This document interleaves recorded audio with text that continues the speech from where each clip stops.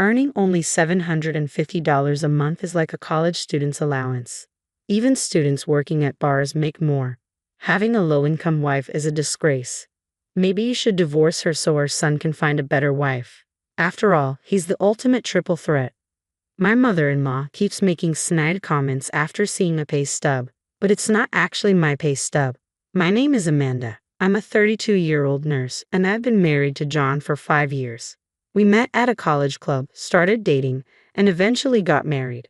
We met at a party when he was a medical student, and I was a nursing student. John hasn't passed the medical licensing exam after failing twice and taking 3 years off. He is currently working part-time and studying hard for the exam. I'm working as a full-time nurse, so I'm the primary breadwinner. He's not the type to brag about making money in cosmetic surgery and posting pictures of a $468,020 Rolls-Royce on social media. He's serious about reading accounts of people who've lost family members to illness, checking the number of people affected by infectious diseases daily, and reading literature on Japan's healthcare system. I respected him even though he wasn't a doctor yet. He genuinely wanted to become a doctor who saves his patients, so I didn't abandon him despite his lack of income and entering his 30s. He kept the fact that he wasn't a doctor yet a secret from his parents. Sorry, my mom is too nosy. It's fine. I support you so you don't have to worry about your parents. Live your life the way you want. This is short term. That's why it remained a secret. The reason it wasn't discovered was that he worked at night as a security guard at the hospital where I worked, so he was technically employed there. He had knowledge and could obtain information from my stories on the job. No one suspected he wasn't a doctor yet because he could talk like one. So to his seldom seen in-laws, I said, yes, patients really like him. I believe that while cruel lies hurt people, kind lies sometimes save them. Telling a patient, you have 3 months left and there's no chance of recovery, is a countdown. It's worse than saying, you look good today, and you ate a lot. That's how people are. On the other hand, my mother-in-law, who is the complete opposite of my serious and honest husband, has a very harsh personality. She's the typical overbearing mother-in-law. She looks down on me for being a mere nurse married to her son, the doctor. There must have been so many better options, like a beautiful doctor in dermatology. I always apologize and bow my head when she talks like that. I wholeheartedly support him in his pursuit of becoming a doctor, but at this point, he's just a high school graduate with extensive medical knowledge working part-time. He's not even a medical intern. But my husband is genuinely grateful to me, always saying, thank you for everything. I silently supported him. In fact, I'm also very busy with work. Our combined income was barely enough to make ends meet, but it couldn't be helped. I didn't care much about money when I entered this field because I genuinely admired Florence Nightingale. Currently, I'm a nurse in internal medicine, the most demanding field in terms of workload. The thought of wanting more money hasn't even crossed my mind. As long as we can live, eat, and stay healthy, that's enough. Isn't that ultimately what life's about? Despite the fact that I'm supporting my husband's living expenses and tuition, my mother-in-law goes around the neighborhood saying, my son is a doctor and earns well. In the first place, if he were a serious doctor, he wouldn't want his mother to brag about his income, good or bad. But my mother-in-law doesn't care and only talks about money, money, money. As her son, he has no choice but to silently endure it. She is completely unaware that he is actually working as a security guard in uniform at the hospital instead of walking briskly in a white coat like she brags about. Even if he were walking briskly in a white coat, it's not something to brag about and gossip about. I understand the feeling, but it should be restrained. I was worried that my husband's mental state might be affected and that he might fail the medical licensing exam because he's barely hanging on to becoming a doctor. If he ends up spending his entire life as a security guard after sticking it out for this long, it would be a shame. Moreover, to put it mildly, his personality is well suited for a doctor. His only weakness seems to be his kindness. That's why my mother-in-law speculates and says things like, my son makes $373,000 a year. For him, knowing that's false only adds more pressure. I once gently voiced my disapproval about it. I think it would be better for the patients if you didn't talk so much about his job because it might cause problems. After all, if you think about it from the opposite perspective, would you want to go to a doctor whose mother is constantly boasting about her son when you're sick? But my mother-in-law doesn't care. Shut up, you're just a nurse. You should be grateful that you could marry a doctor.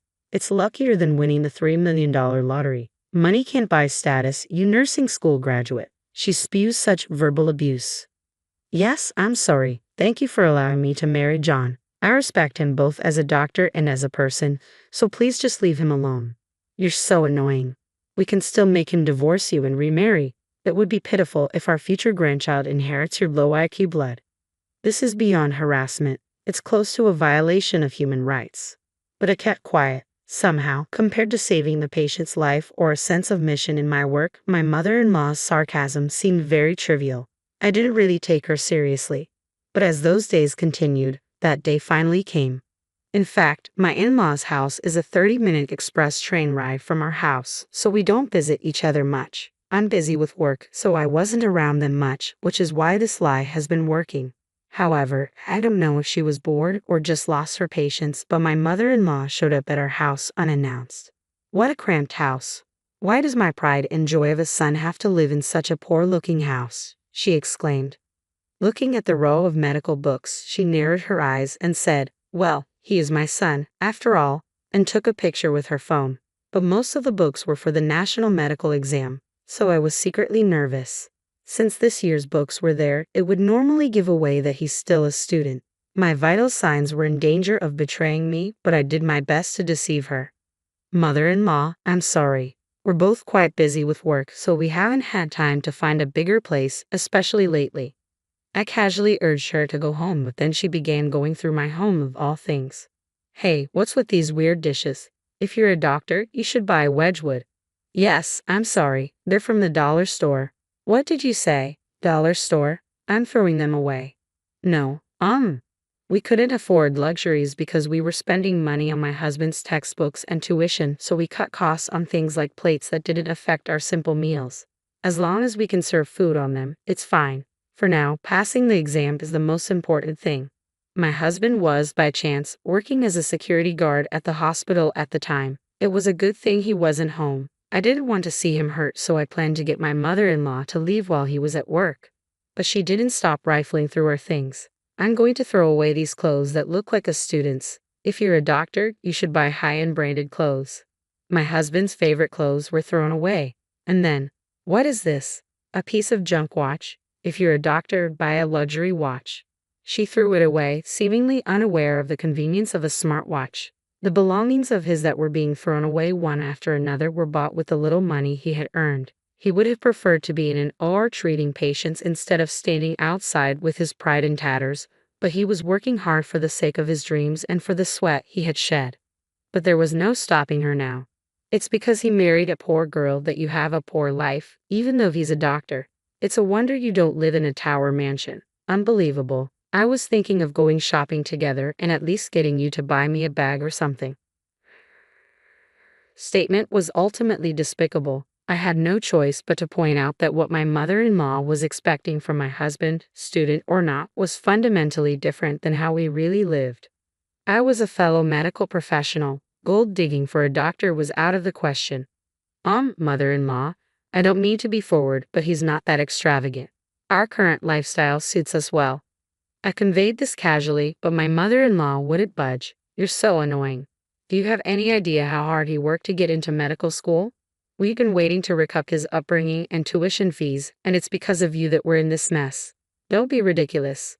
My mother-in-law, increasingly heated, didn't stop searching my house. She rummaged through not just the kitchen but also every closet, discarding anything cheap. And then, unbelievably, she began to open the clear cases where we kept our utility bills, mail, and other paperwork. That's when she found the pay stubs. They were marked with $750 and $2.25. Despite my husband's name being clearly written on them, she either didn't notice or couldn't read the writing, and she screamed, $750? What do you mean, $750? You nurse, that's not my son's daily wage. Even anesthesiologists make $750 a day, and you're the wife of an internist making only $750. Are you slacking off at work or what? She began to go insane. That's why you're living in such poverty. You're a money sucker, huh? Barely working as a nurse and deceiving the doctor. You're just a part-time nurse because it sounds good. $750 is nothing, so quit already. That money was earned by him enduring younger doctors passing him by without even a glance, biting his lip and working in the gaps between his study hours for a very low daily wage. It was by no means the same with or without it. I thought it was a very pure number. But my mother-in-law's madness wouldn't stop, and finally, the worst happened. "You're a poor, luck-bringing wife. Divorce quickly." At that moment, I heard the front door slam shut. My husband had returned home from his part-time job. His face froze when he saw his clothes and watch, which had been cruelly stuffed into a trash bag. He began to silently and carefully pick them up one by one. But my mother-in-law said this: "John, I don't mean to be harsh, but please divorce this wife of yours. Why did you, with your high education, high income, and tall height of nearly 6 feet, choose such a pathetic woman? I'm so sad, and she only earns $750. My husband remained silent. I couldn't tell what he was thinking with his tightly pursed lips. My mother-in-law laughed and added, "I'll bring the divorce papers for you. Leave this dusty room and this disinfected-smelling woman behind and remarry a better woman. You're a doctor. Remarrying is a given." Then my husband slowly stood up and finally said, "Mom, I've been keeping quiet about this, but I'm not a doctor yet." "Huh? I'm sorry for hiding it, but I haven't passed the national exam yet. And about that $750. For some reason, my mother-in-law was so surprised that she turned to me for help. "I don't understand what he's saying. This $750 payslip is yours, right?" I decided there was no use hiding it anymore and replied, "No, it's not mine." My husband chimed in, "That's my salary for my part-time job." "That can't be. You're lying, right?" "I'm not lying. It's true. I'm not a doctor yet. I failed the national exam twice." My mother-in-law, shocked to find out her son was not a doctor yet, suddenly started acting strangely. She slipped on some newspaper she had scattered earlier while rummaging through her house and fell to the floor. "Help me." She slid and fell but managed not to hit her head by quickly putting her arm out. However, her right arm, the dominant one, broke with a loud snap. It was most definitely a fracture. My husband and I quickly treated her and took her to the hospital, where we guided her to the orthopedic department. But my husband said, "Mom, I'm sorry, but please don't come to our house anymore. And I don't want you to think of me as your son anymore." My mother-in-law was trembling from the shock of it all, but my husband continued, "I knew you were bragging about me, but I put up with it. I felt guilty for lying. But when you insulted the money I worked so hard to earn, that was too much. But I never would have guessed you weren't a doctor. It doesn't matter if I'm a doctor or not. Do you think I'm studying just to say I earn $750 a day? I'm an adult, and it seems like we can't reconcile our differences in values, so let's cut ties." And so it seemed that my husband really decided to sever his ties with his mother. My mother-in-law, who had found her only purpose in life boasting about her son, seemed to be completely disheartened. Nowadays, she stays cooped up in her house, apparently too embarrassed to face her neighbors.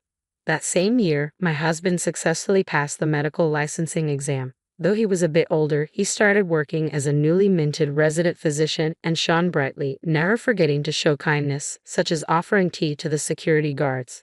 Our days became very peaceful and happy.